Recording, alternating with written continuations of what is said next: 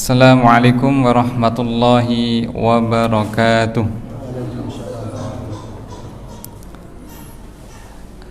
Alhamdulillahi rabbil alamin. Wa bihi nasta'in ala umuri dunya waddin. Ashhadu an la ilaha illallah wahdahu la syarika lah. Wa ashhadu anna Muhammadan abduhu wa rasuluh. Allahumma salli wa sallim ala nabiyyina Muhammadin wa ala alihi wa sahbihi ajma'in. Allahumma anfa'na bima 'allamtana wa 'allimna ma yanfa'una wa zidna ilma. Amma ba'd. Jemaah sekalian rahimani rahimakumullah. Abdullah ibnu Amr ibnu Al-As radhiyallahu anhuma berkata, kunna nusalli ma'a Rasulillah sallallahu alaihi wasallam salat al-maghrib. Kami dahulu pernah salat maghrib bersama Rasulullah sallallahu alaihi wasallam. Faraja'a man raja' wa aqaba man aqab. Sebagian kami pulang dan sebagian yang lainnya menetap di masjid. Tiba-tiba Nabi sallallahu alaihi wasallam kembali ke masjid dalam keadaan tergesa-gesa dan nafasnya tersengal-sengal. Sambil berlutut beliau berkata kepada kami yang masih di masjid, abshiru, bergembiralah kalian semua, hadza rabbukum qad fataha baban min abwabis sama'. Allah sedang membuka sebuah pintu dari pintu-pintu langit. Yubahi bikumul malaikah, membanggakan kalian kepada para malaikat. Yaqul, seraya Allah berfirman, unzuru ila ibadi, lihatlah hamba-hambaku ini, qad qadaw faridah, mereka telah menunaikan sebuah kewajiban, yakni salat maghrib. Wa hum yantadhiruna al-ukhra, dan sekarang mereka sedang menunggu kewajiban berikutnya, yakni salat isya. Maka untuk mengisi waktu yang merupakan waktu yang fadilah ini, kita akan mendengarkan sebagian penjelasan dari Al-Faza'ul Akbar. Al-Faza'ul Akbar yang diambil dari firman Allah Subhanahu wa ta'ala, la yahzunuhumul faza'ul akbar. Mereka tidak khawatir dari malapetaka yang besar. Al-Faza' malapetaka, al-akbar besar. Arti dari al-faza' secara bahasa adalah kaget, ya. Sehingga terkadang diterjemahkan kekagetan yang besar, yakni pada hari kiamat. Mereka kaget karena melihat malapetaka yang amat besar. Yakni pada hari kebangkitan, ketika semua manusia akan dibangkitkan dan mereka dibangkitkan dari alam kuburnya, maka umumnya mereka merasa khawatir karena melihat malapetaka dan menjadikan mereka kaget ketika dibangkitkan tersebut. Sementara kita akan membahas dan mendengarkan hadis-hadis tentang siapa saja dari mereka yang tidak kaget terkena malapetaka tersebut. La yahzunuhumul faza'ul akbar. Mereka tidak khawatir dan tidak takut ketika terjadi al-faza', malapetaka yang besar atau kekagetan yang besar. Ma'asyiral muslimin rahimani rahimakumullah. Secara umum mereka adalah orang-orang beriman. Allah Subhanahu wa ta'ala berfirman, ala inna awliya Allahi la khawfun alaihim wa la hum yahzanun.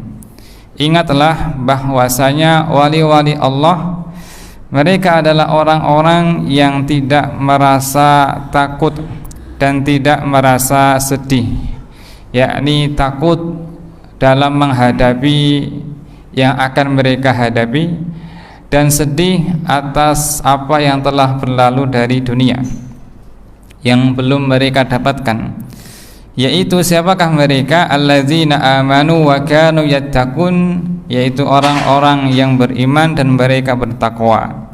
Lahumul busyra fil hayatid dunya wa fil akhirah, mereka mendapatkan kabar gembira di dunia maupun di akhirat. Poin kita di sini adalah la khaufun alaihim wa la hum yahzanun. Mereka tidak takut, tidak khawatir, dan tidak pula mereka sedih, yakni orang-orang beriman. Maka kita mengatakan bahwa semakin orang itu tinggi keimanannya, maka ia akan semakin aman ketika dibangkitkan pada hari kiamat. Berkata penulis, ya, Dr. Sulaiman Al-Ashqar rahimahullah ta'ala, halul atqiya, keadaan orang-orang bertakwa ketika dibangkitkan. Orang-orang bertakwa, apa perbedaannya dengan orang-orang beriman? Orang-orang beriman yakni sebutan untuk mastaqarra fil qalbi, apa yang menetap di dalam hati, yakni terkait dengan keyakinan, yang dengan keyakinan ini mendorongnya untuk menjalankan perintah Allah, imtisalu awamirihi wajtinabu nawahihi, menjauhi larangannya.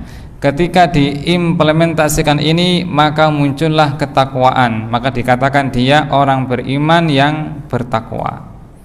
Keadaan mereka seperti apa? Mereka tidak merasa khawatir dan cemas ketika dibangkitkan dari alam kuburnya. Kenapa orang-orang merasa kaget? Pertama, di antara sebabnya karena matahari berada di atas kepala mereka hingga mereka kepanasan, dan sebagian mereka ditenggelamkan oleh keringatnya. Rasulullah sallallahu alaihi wasallam bersabda,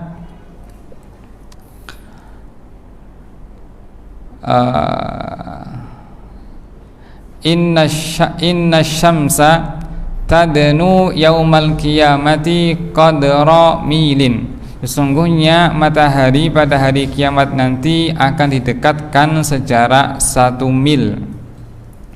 1 mil menurut rawi hadis ada 2 makna atau 2 kemungkinan. Makna yang pertama yaitu ukuran jarak yang kita kenal. Makna yang kedua adalah celak, karena celak dalam bahasa Arab adalah mil. Sehingga dari sini kita mengetahui jaraknya amat sangat dekat sekali, sehingga kebanyakan orang pada waktu itu sangat cemas dan takut. Dan Allah berfirman, la yahzunuhumul fazaul akbar. Tetapi orang-orang beriman, mereka tidak merasa ketakutan ketika terjadi malapetaka yang amat besar. Sebabnya adalah, di antara hikmahnya adalah untuk memberikan balasan kepada mereka ketika mereka di dunia merasa takut kepada Allah, sehingga pada hari kiamat Allah menghilangkan ketakutan dari mereka. Allah Subhanahu wa ta'ala berfirman, wa izzati wa jalali, demi kemuliaanku dan keagunganku, la ajma'u li 'abdi amnaini wala khaufaini, aku tidak menggabungkan pada seorang hamba 2 keamanan maupun 2 ketakutan. Apa maksudnya? In huwa aminani fid dunya akhaftuhu yauma ajma'u fihi ibadi, jika dia merasa aman di dunia, maka pada hari aku membangkitkan hambaku akan menjadikan mereka takut. Wa in huwa khafani fid dunya amintuhu yauma ajma'u fihi ibadi, dan jika ia takut di dunia, yakni takut karena banyak hal, ya, takut karena akibat dari dosa-dosanya, takut ketika Allah menimpakan mudarat kepada dirinya atas dosa-dosanya, takut karena meninggalkan sholat dan seterusnya. Jika dia takut kepadaku di dunia, maka aku akan memberikan keamanan untuknya pada hari aku mengumpulkan semua hamba-hambaku. Ma'asyiral muslimin rahimani rahimakumullah. Maka Allah Subhanahu wa taala memberikan naungan kepada mereka agar mereka tidak kepanasan. Terkhusus 7 orang yang istimewa dari orang-orang beriman. Rasul sallallahu alaihi wasallam bersabda, hadis yang sering kita dengarkan, sab'atun yudhilluhumullahu fi dhillihi sab'atun yudhilluhumullahu fi dhillihi sab'atun yudhilluhumullahu fi dhilli yauma la dhilla illa dhilluh. Ada 7 golongan yang nanti akan mendapatkan naungan pada hari ketika tidak ada naungan kecuali naungan dari Allah. Dan naungan ini asalnya, sumbernya adalah dari Arsy. Kita mengetahui bahwa Arsy adalah makhluk Allah yang paling besar dan paling tinggi, yang menjadi atap dari surga. Dan di padang mahsyar orang-orang beriman mendapatkan naungan dari Arsy tersebut. Siapakah mereka? Rasul sallallahu alaihi wasallam menyebutkan al-imamul adilu, imam yang adil, wa syabun nasya fi ibadati rabbih, pemuda yang tumbuh di dalam ibadah kepada Allah, wa rajulun qalbuhu mu'allaqun fil masajid, laki-laki yang hatinya tertambat di masjid, wa rajulani tahabba fillahi ijtama'a alaihi wa tafarraqa alaihi, 2 orang yang saling mencintai karena Allah, mereka berpisah karena Allah, bertemu pun juga karena Allah.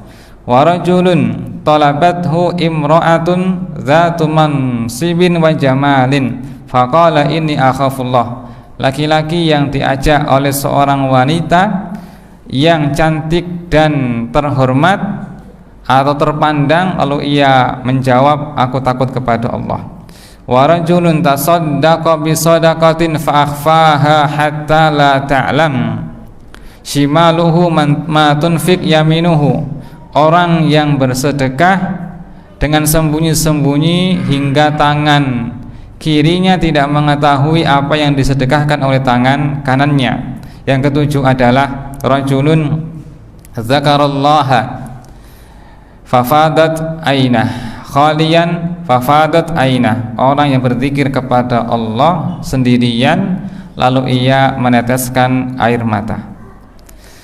Ini diantara contoh dari amal spesial dari orang-orang beriman yang mereka mendapatkan naungan dari Allah Subhanahu wa taala. Meskipun secara umum orang-orang beriman mendapatkan naungan semuanya, terutama yang 7 ini.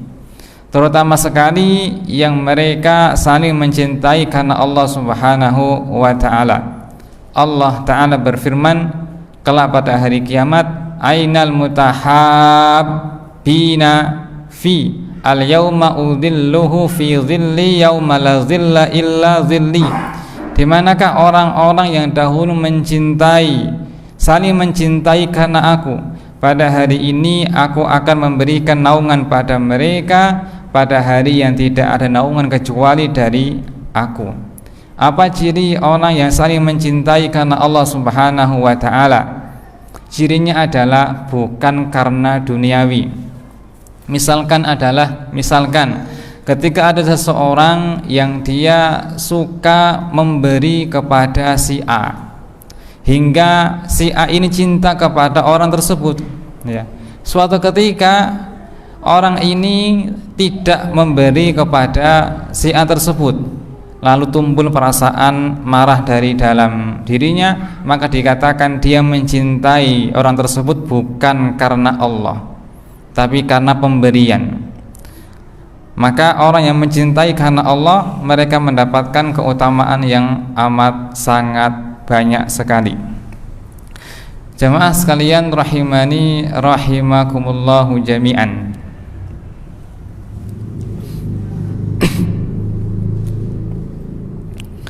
Kemudian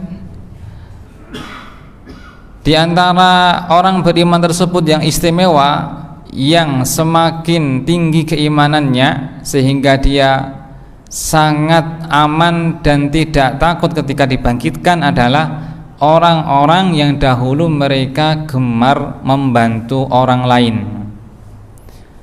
Membantu orang lain. Dan ibadah yang pahalanya untuk sosial itu secara umum lebih utama daripada ibadah-ibadah sunnah. Contoh, Nabi Shallallahu Alaihi Wasallam bersabda dalam hadis yang sahih dari Imam At-Tabrani, la an amshiya ma'akhin li fi hajatin ahabbu ilayya min an a'takifa fi syahran fi masjid hadza syahran. Sungguh aku berjalan untuk membantu keperluan atau hajat saudaraku sampai selesai, itu lebih aku sukai daripada aku iktikaf di Masjid Nabawi ini selama 1 bulan. Menunjukkan besarnya pahala yang terkait dengan sosial. Maka di antara orang-orang yang nanti akan mendapatkan naungan dan pertolongan dari Allah Subhanahu wa taala ketika orang-orang merasa ketakutan adalah orang-orang yang di dunia dia gemar memberikan bantuan pertolongan kepada orang lain, baik dengan jasa maupun pikiran, tenaga maupun harta dan uang. Rasul sallallahu alaihi wasallam bersabda, man naffasa mu'minan, man naffasa an mu'min kurbatan min kurabid dunya, naffasallahu anhu kurbatan min kurabi yaumin qiyamah. Siapa yang menghilangkan satu kesulitan dari orang beriman, dari kesulitan duniawi, maka Allah nanti akan menghilangkan satu kesulitannya dari kesulitan di akhirat. Apa bentuk kesulitan di akhirat? Yaitu kepanasan diantaranya.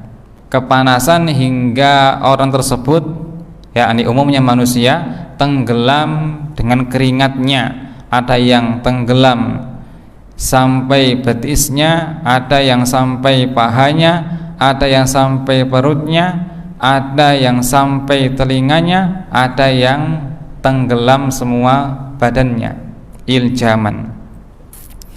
Ma'asyiral muslimin rahimani rahimakumullah. Maka membantu orang beriman itu memiliki pahala yang amat sangat banyak. Dan terkadang dengan amal yang seperti ini ia akan mengalahkan orang-orang yang ahli ibadah. Dikatakan orang ahli ibadah jika orang itu setelah mengerjakan kewajiban menambah yang sunnah. Contoh ahli sholat, artinya orang itu 5 waktu plus sunnah-sunnahnya ia kerjakan, rawatibnya, tahajudnya, duhanya, witirnya, qabliyah ba'diyah dan seterusnya. Dikatakan dia ahli puasa jika orang itu puasa Ramadan ditambah dengan puasa yang lainnya, Senin Kamis, puasa Dawud, puasa Ayyamul Bid dan seterusnya. Dan Rasul sallallahu alaihi wasallam bersabda, as-sa'i 'alal armilah wal masakin kal mujahidi fi sabilillah. Orang yang berusaha untuk membantu, menolong orang miskin maupun janda, maka dia seperti mujahid di jalan Allah, atau seperti kas-shaim la yaftur awil qaim la yaftur, atau seperti orang yang ahli sholat malam tanpa letih, ahli puasa tanpa berbuka, la yaftur, ya, tanpa berbuka, yakni artinya dia senantiasa berpuasa, jarang absen. Rasul sallallahu alaihi wasallam juga bersabda, innal mu'mina bi husni khuluqihi yudriku darajatas shaim al-qaim. Orang beriman itu dengan akhlaknya yang mulia nanti akan mencapai derajat ahli puasa dan ahli sholat. Menunjukkan keutamaan mereka sehingga mereka termasuk orang-orang yang bergembira ketika dibangkitkan dari kuburnya, tidak kepanasan di padang mahsyar. Jamaah sekalian rahimani rahimakumullahu jami'an. Di antara mereka juga yang spesial dari orang-orang beriman pada waktu itu adalah orang yang mudah dalam dagang dan dalam piutang. Mudah dalam dagang dan mudah dalam piutang. Rasul sallallahu alaihi wasallam bersabda, "Inna rajulan lam ya'mal khairan qattu." Dahulu ada orang yang tidak mengerjakan kebaikan sedikit pun. Maknanya orang ini, kemungkinan besar orang ini dia orang Islam, Muslim, syahadat, cuma dia amalnya sedikit sekali, dan terkadang mungkin dia meninggalkan kewajiban, sebagian dari kewajiban. Wa kana yudayin nas, dan dia gemar memberikan pinjaman kepada manusia, yakni transaksi jual beli tapi kredit. Fayaqul, ia berkata kepada pembantunya, khudz ma tayassar watruk ma usira. Ambillah dari orang yang mau membayar dan tinggalkan saja orang yang kesulitan membayar. Wa tajawaz, dan maafkan saja dia. La'allallaha an yatajawaza anna, mudah-mudahan Allah mengampuni, memaafkan kita. Falamma hala, ketika orang itu telah wafat, ya, maka Allah berfirman kepadanya, hal amilta khairan qattu, apakah kamu pernah beramal kebaikan? Kata orang itu, la, tidak pernah ya Allah. Yakni ghalibnya, umumnya aku tidak berbuat kebaikan. Ada sedikit, tapi umumnya bukan kebaikan. Illa annahu kana li ghulam, hanya saja aku punya pembantu. Wa kuntu udayinun nas, dan aku dahulu memberikan tempo piutang kepada manusia. Fa idza ba'astuhu yataqadha qultulah, jika aku mengutusnya untuk menarik tagihan, aku berkata kepadanya, khudz ma tayassar, ambillah yang mudah membayar, watruk ma usir, dan biarkan saja yang kesulitan membayar, wa tajawaz, dan maafkan dia. La'allallaha an yatajawaza anna, mudah-mudahan Allah memaafkan kita. Maka Allah mengatakan, qad tajawaztu anka, aku telah memaafkan kamu. Dalam hadis yang lainnya Rasul sallallahu alaihi wasallam bersabda, Atallahu azza wa jalla bi 'abdin min ibadih, kala pada hari kiamat Allah akan mendatangkan salah seorang dari hamba-hambanya yang dahulu Allah kasih harta yang banyak. Allah berkata kepadanya, madza amilta fid dunya, apa yang dahulu kamu perbuat di dunia? Kata orang itu, ya Rabb, aku tidak berbuat apapun dari kebaikan, hanya saja illa annaka ataitani malan, engkau beri aku banyak harta. Aku melakukan transaksi dagang dengan manusia dengan sistem kredit, ya. Wa kana min khuluqi, di antara akhlakku adalah aku memudahkan orang yang kesulitan membayar, wa ungdirul mu'sir, dan aku memberikan tempo lagi kepada yang kesulitan membayar. Allah mengatakan kepada orang itu, ana ahaqqu bidzalika minka, aku lebih berhak daripada kamu, yakni kamu ya gemar memberikan maaf, aku lebih berhak untuk memberi maaf. Maka Allah memaafkan orang tersebut, padahal orang ini amalnya sedikit, sampai dikatakan tidak pernah beramal sama sekali. Artinya kebanyakan amalnya amal buruk, amal solehnya begitu sedikit. Ini menunjukkan bahwa di antara orang yang nanti tidak merasa takut ketika dibangkitkan adalah orang-orang yang mudah dalam masalah piutang dan dagang. Rasul sallallahu alaihi wasallam bersabda, rahimallahu ra'an samhan idza ba'a wa samhan idza ishtara wa samhan idza qada. Semoga Allah menyayangi orang yang mudah berlapang ketika membeli, berlapang ketika menjual, berlapang ketika menarik hutang. Ma'asyiral muslimin rahimani rahimakumullahu jami'an.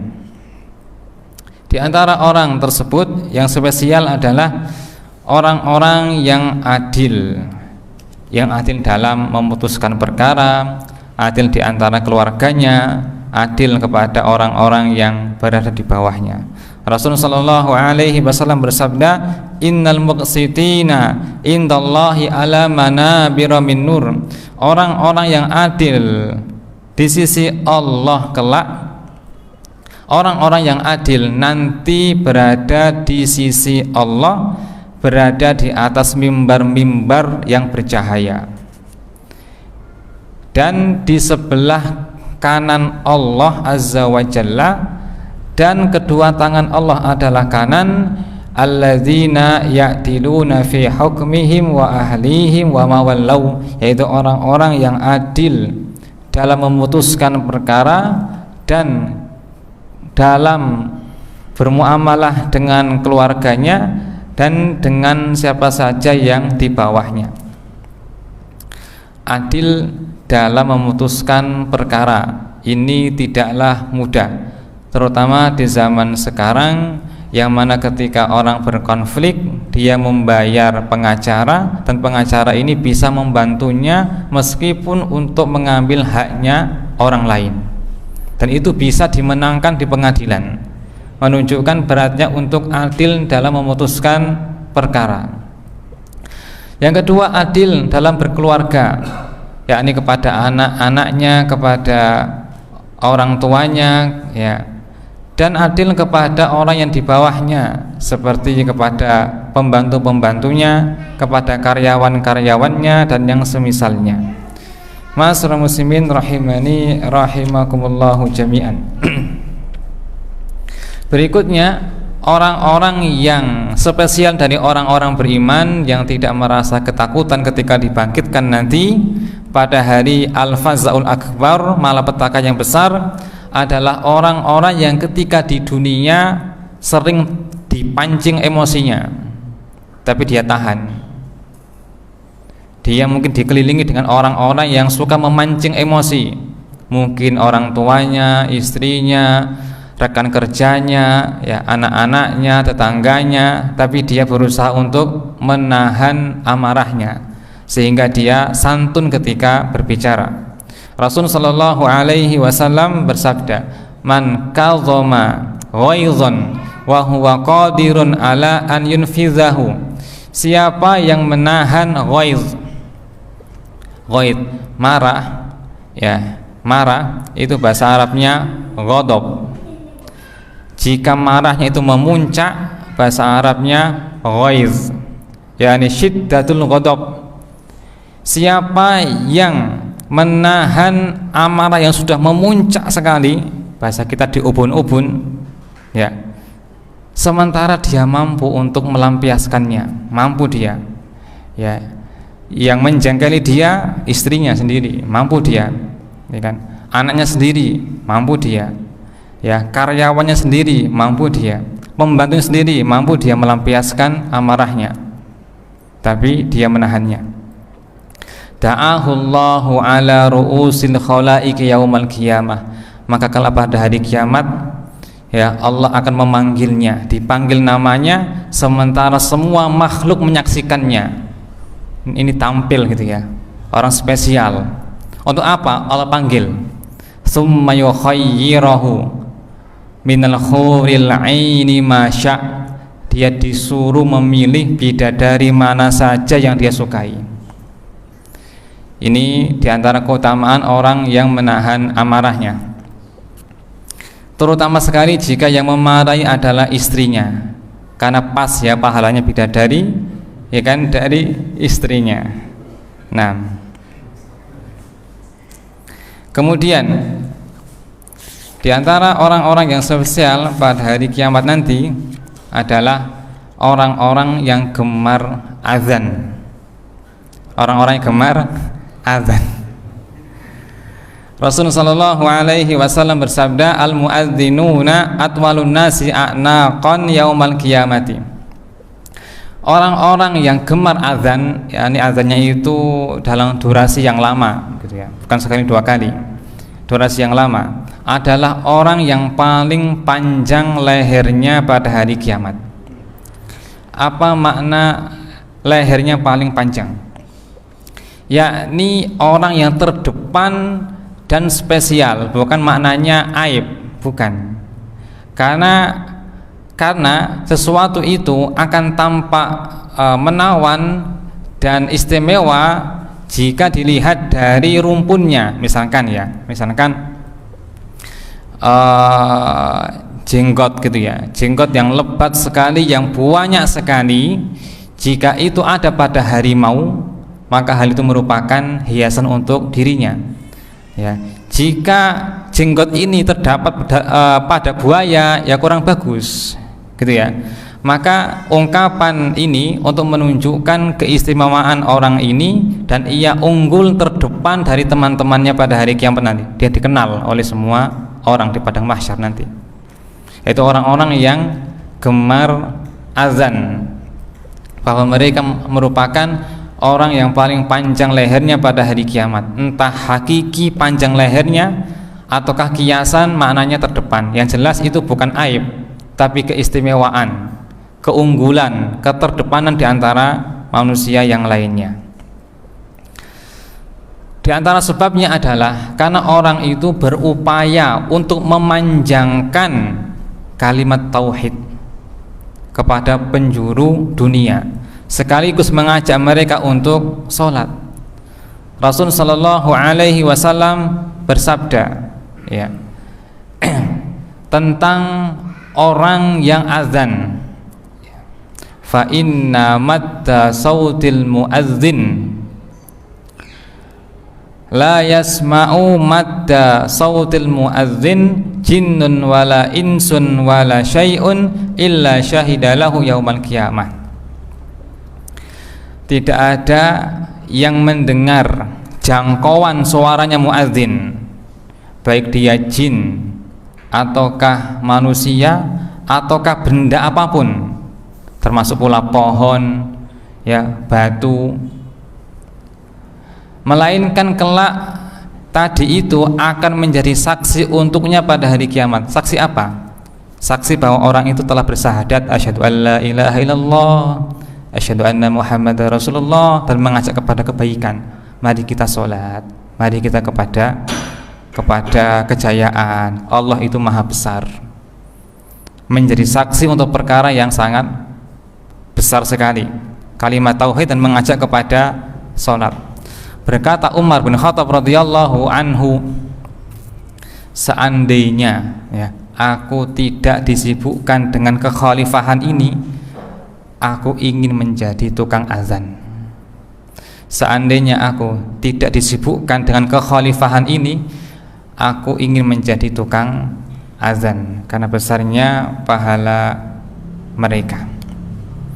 Ma'asyiral muslimin rahimani rahimakumullah. Berikutnya, atas karunia Allah kepada orang-orang beriman yang unggul pada hari kiamat dan mereka tidak takut ketika terjadi al-fazaul akbar adalah orang-orang yang banyak ubannya.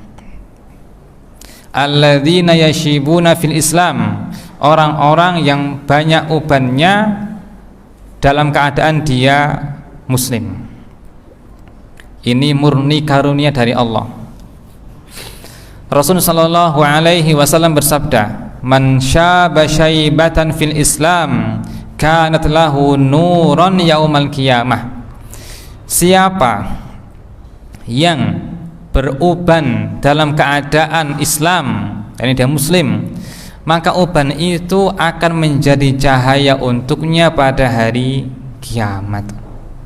Bercahaya menunjukkan dua hal. Pertama, ini orang dikenal oleh masyarakat, oleh orang-orang masyarakat mahsyar. Yang kedua, bermanfaat untuk menerangi jalan dia menuju surga lewat sirat yang gelap.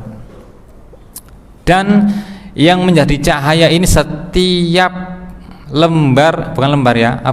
helai rambutnya itu bercahaya. Rasul sallallahu alaihi wasallam bersabda dalam hadis yang lainnya,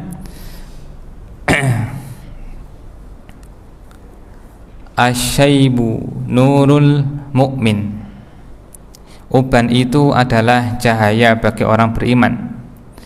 La yashibu rajulin syaibatan fil islami illa kanat lahu bikulli syaibatin hasanah.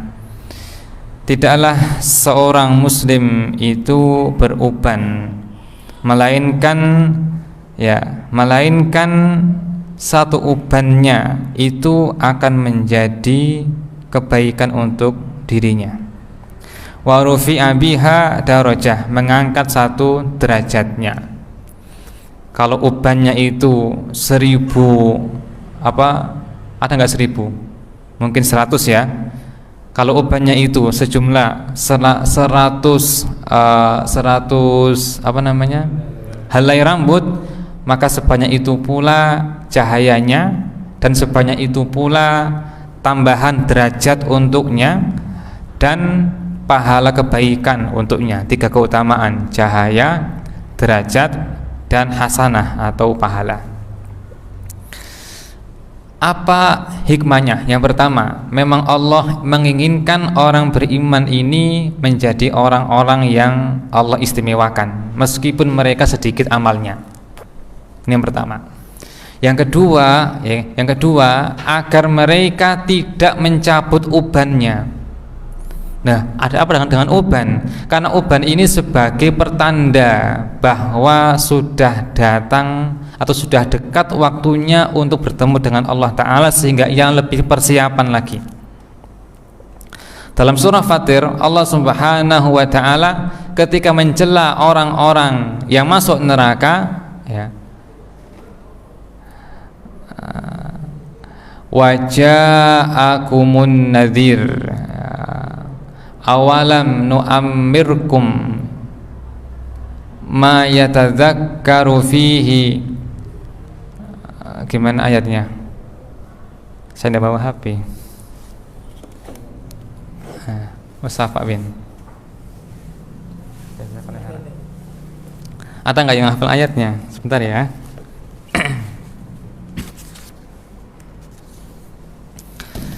Ya, ini ayat 37. Allah berfirman, awalam nu'ammirkum ma yatadzakkaru fihi man tadzakkara wa ja'akumun nadhir. Bukankah kami telah memberikan tempo untukmu, sesuatu yang dengan itu kamu bisa sadar dan telah datang kepadamu peringatan. Kata mufassirin, maksud dari peringatan di sini adalah asyaibah, yaitu uban. Karena uban itu pertanda bahwa usianya tidak lagi muda. Dia perlu bersiap-siap untuk memperbaiki amalnya, memperbanyak amal solihnya, karena sebentar lagi akan menghadap Allah Subhanahu wa Ta'ala. Ini diantara hikmah kenapa Nabi Shallallahu Alaihi Wasallam memberikan janji yang besar kepada orang yang tidak mencabut ubannya, tapi dibiarkan dengan 3 balasan: cahaya, kemudian hasanah, kebaikan, dan darajah. Baik uban yang berada di kepalanya maupun uban yang ada di jenggotnya. Rasulullah Shallallahu Alaihi Wasallam bersabda, asyaibu nurun fi wajhil muslim, bahwa uban itu adalah cahaya pada wajah muslim. Faman syaa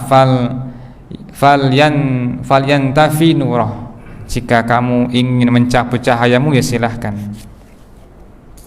Berikutnya, orang-orang yang istimewa pada mahsyar ketika orang-orang pada ketakutan adalah orang-orang yang gemar menjaga wudhu. Bahwa orang ini akan juga bercahaya. Di samping dia bercahaya karena uban, dia bercahaya karena bekas air wudhunya. Rasul sallallahu alaihi wasallam bersabda, "Inna ummati yud'auna yaumal qiyamati ghurran muhajjalina min atharil wudu." Sesungguhnya umatku pada hari kiamat nanti akan dipanggil, Pak. Dipanggil dengan cahaya. Ghurran itu cahaya di bagian atas, ya. Muhajjalin itu cahaya di bagian bawah, yakni tangan dan kaki. Ghurran itu cahaya di wajah dan rambutnya. Min atharil wudu, karena bekas wudu. Maka orang-orang beriman secara umum pada hari kiamat itu mereka tidak takut sebagaimana umumnya manusia, meskipun bertingkat-tingkat rasa amannya, rasa ketidaktakutannya sebagaimana bertingkat-tingkatnya iman mereka, tapi secara umum mereka berada dalam lindungan Allah Subhanahu wa ta'ala. Kemudian Rasul sallallahu alaihi wasallam bersabda, "Wadittu ana an ra'aitu ashabi ikhwani." Aku ingin sekali untuk bertemu dengan ikhwan, saudara-saudaraku. Berkata para sahabat, "Awalasna ikhwanuka ya Rasulullah?" Bukankah kami adalah saudaramu wahai Rasulullah? Bukan, kalian adalah sahabatku. Sementara saudaraku-saudaraku adalah yaitu orang-orang yang nanti akan datang sepeninggal kalian dari umatku. Kemudian berkata para sahabat, "Bagaimana Anda bisa mengenali mereka wahai Rasulullah?" Ya, pada masyar itu dikumpulkan manusia minal awalin ilal akhirin, dari yang pertama sampai terakhir, dari Nabi Adam sampai akhir zaman dikumpulkan semuanya. Ya, bagaimana bisa mengenalinya wahai Nabi, sementara Anda belum pernah melihat mereka? Nabi mengatakan, "Ara'aita law anna rajulan lahu khairun ghurrun muhajjalatun." Bagaimana pendapat kalian seandainya ada orang yang memiliki kuda yang bulunya putih di kepala dan kakinya, di tengah-tengah kuda yang gelap, ya. Bukankah ia bisa mengenalinya? Bisa wahai Nabi. Fa innahum ya'tuna ghurran muhajjalina minal wudu. Sungguh mereka umatku nanti akan datang pada hari kiamat dalam keadaan bercahaya wajahnya dan tangan kakinya. Wa ana faratuhum, aku menunggu mereka di telagaku.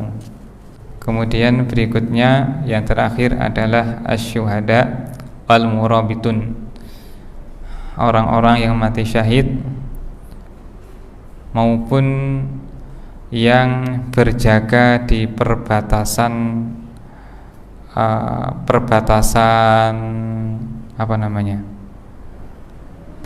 negeri, ya, untuk menjaga negeri kaum muslimin, namanya murabit.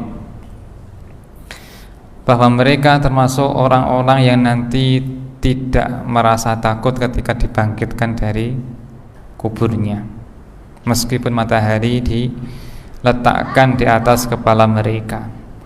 Rasulullah sallallahu alaihi wasallam bersabda, "Lisyahidi sittu khisal." Orang yang mati syahid mendapatkan 6 keutamaan.